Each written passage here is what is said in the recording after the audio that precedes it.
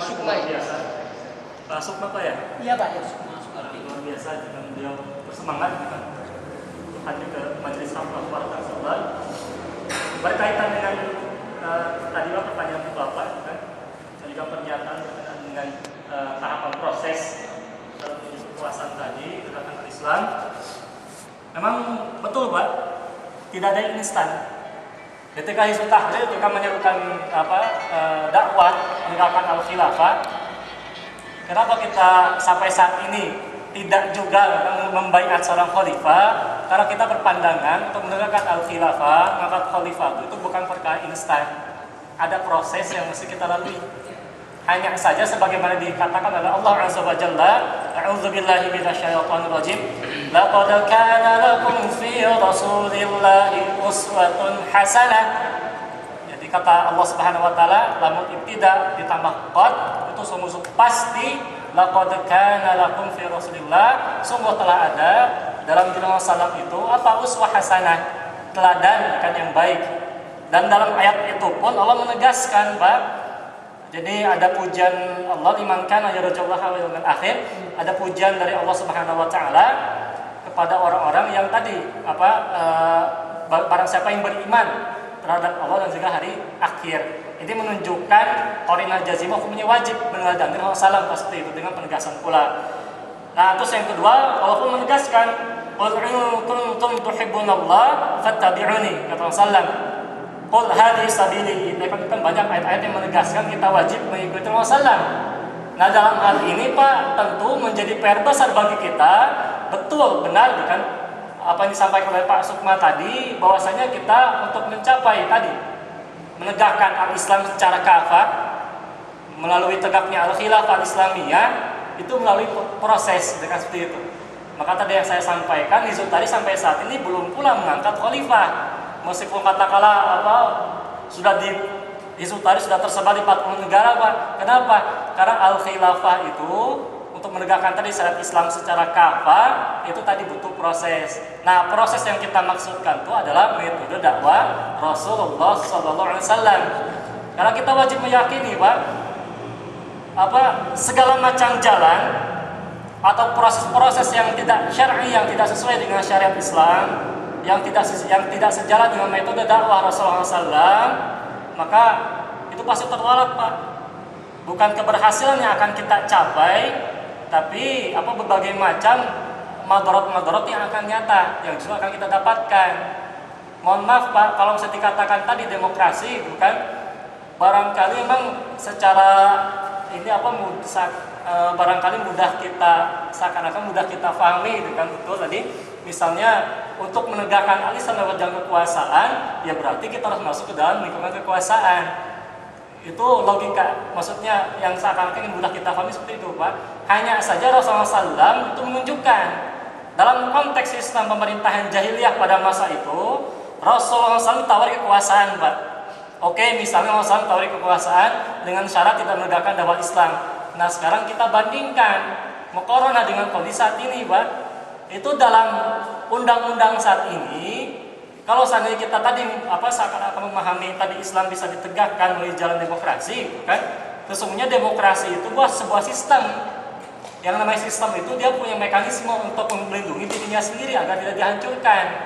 Yakni diantaranya dengan adanya undang-undang yang melarang setiap orang yang masuk menjadi terlibat dalam pemilu, Pak, itu dalam undang-undang pemilu ada untuk mengubah asas negara.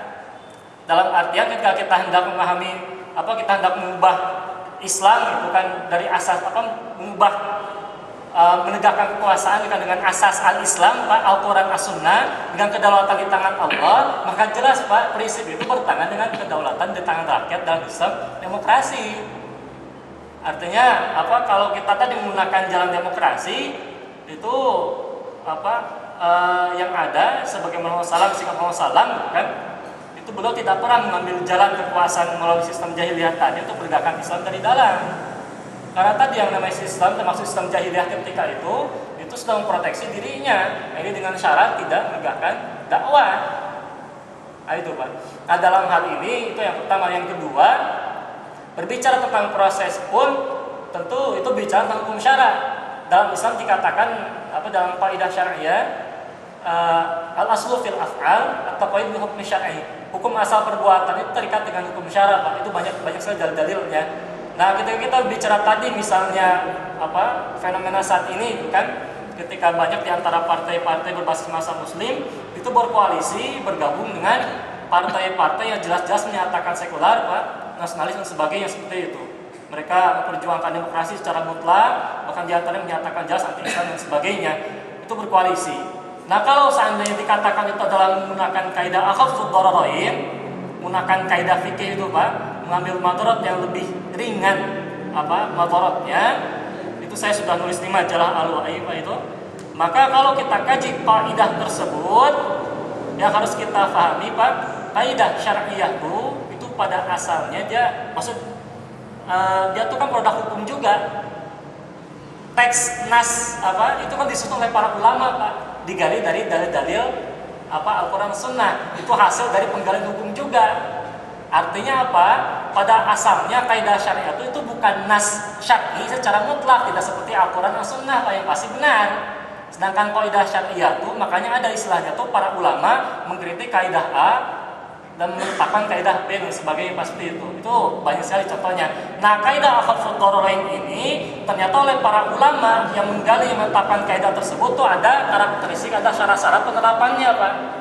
Nah, itu pendapat Imam Sultanul Ulama Izzuddin bin Abdus Salam dan sebagainya, itu dalam kondisi darurat pasti itu.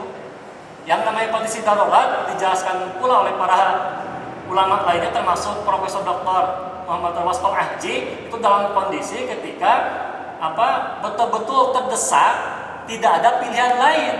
Nah, sedangkan logikanya kalau seandainya mereka konsisten dengan kaidah itu, mengapa mereka berkoalisi dengan dengan partai-partai sekuler itu dan mereka tidak berkoalisi dengan partai-partai berbasis muslim lainnya untuk menegakkan al-Islam? Seandainya konsisten dengan kaidah tadi, Pak. Di sisi lain, kita tidak dalam kondisi darurat harus berkoalisi dengan mereka. Nah, demokrasi itu sendiri, Pak, justru sebenarnya yang memberikan peluang kepada orang kafir untuk menguasai kaum muslimin. Sedangkan dalam Islam itu syarat seorang penguasa itu kan wajib muslim. Sedangkan demokrasi memberikan peluang itu. Lalu apakah kita mau mengikuti jalan demokrasi atau jalan al-Islam, Pak? Padahal yang jadi masalah itu sebetulnya bukan mereka yang menolak mengikuti alur demokrasi, tapi demokrasi itu sendiri yang jelas memberikan peluang kepada kaum kafir menguasai kaum muslimin. Lalu umat Islam diajak untuk bersama-sama menggunakan jalan demokrasi, seakan-akan nanti dalam seakan-akan mempertaruhkan diri kita, umat ini, untuk bersama-sama mengikuti alur demokrasi, memberikan peluang juga kepada kaum kafir untuk menguasai kaum muslimin.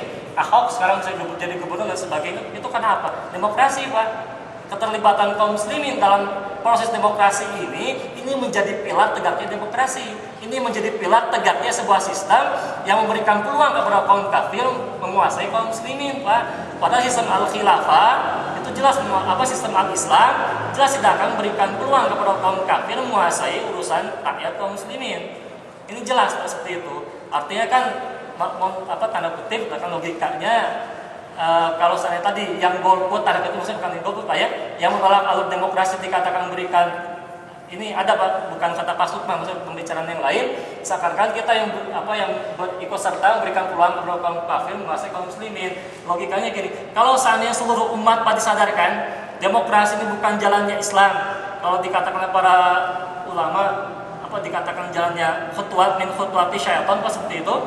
Nah, ini terus orang kafir dibiarkan dengan sistem demokrasi, Pak, itu sedangkan di Indonesia katakanlah minoritas, itu mereka laku tidak, Pak? Maksud kita tinggalkan sistem demokrasi ini, kita gunakan jalan Thariqatul Wasallam dengan menjadarkan umat, itu yang terjadi pada masa Rasulullah. Mereka tidak ikut alur sistem jahiliyah ketika itu. Mereka Rasulullah mentazkir para sahabat, memahamkan umat, menjelaskan beberapa sistem jahiliyah, ajaran-ajaran kita sesuai dengan Islam dan sebagainya. Terus berdakwah dan juga meminta pertolongan talabun nusrah kepada para ahlul quwwah. Dalam hal ini bahkan ada 25 kabilah yang diminta Rasulullah, tapi ternyata kaum Ansar di Yastrib ketika itu yang menyambut surat dakwah dengan kekuatan mereka, kan? Maka tegaklah daulah Islamiyah yang kuat pas ketika itu. Dan kita tidak temukan Rasulullah berkompromi dengan sistem jahiliyah untuk mengubah Islam itu dari dalam. Karena yang pertama tadi kaidah kita tidak bicara tentang logika itu kan, tapi ini bicara tentang hukum syara dari Al-Quran As-Sunnah, metode dakwah Rasulullah dalam As-Sunnah seperti apa. Terus yang kedua, dan ternyata yang jelas selamat itu kan jalannya dakwah Rasulullah. Ini memang tidak mudah, Pak, betul. Ini butuh waktu yang memang betul. Dan keberadaan Hizbut Tahrir sudah puluhan tahun kan sampai sejauh ini menunjukkan konsistensi kita mengajak kaum muslimin bersama-sama untuk berjuangkan al-khilafah. Kalau seandainya tujuan Hizbut Tahrir adalah kekuasaan, Pak, barangkali Imam Taqiyuddin Al-Albani itu yang puluhan tahun mereka belum menghabiskan waktunya untuk dakwah ini, jelas beliau sudah meninggal, sudah wafat rahimahullah, itu kan sebelum tegaknya al-khilafah. Tapi beliau tetap konsisten, Pak, seperti itu. Karena tujuan Hizbut Tahrir tadi bukan tamak kepada kekuasaan, tapi ini bicara tentang kepentingan Islam dan kaum muslimin, Pak. Kewajiban min furudillah, bukan dari kewajiban dari Allah Azza wa Jalla. Hanya saja tadi, Pak, sekilas seperti itu. Jadi proses yang kita lalui, betul, tahapan yang kita lalui adalah tahapan dakwah salam, dan itu sesuatu yang jelas menuju jalan keselamatan. Laqad kana lakum fi Rasulillah uswatun hasanah. Wallahu a'lam bishawab. Nuhun, Pak. Pasuk mana? Tenun.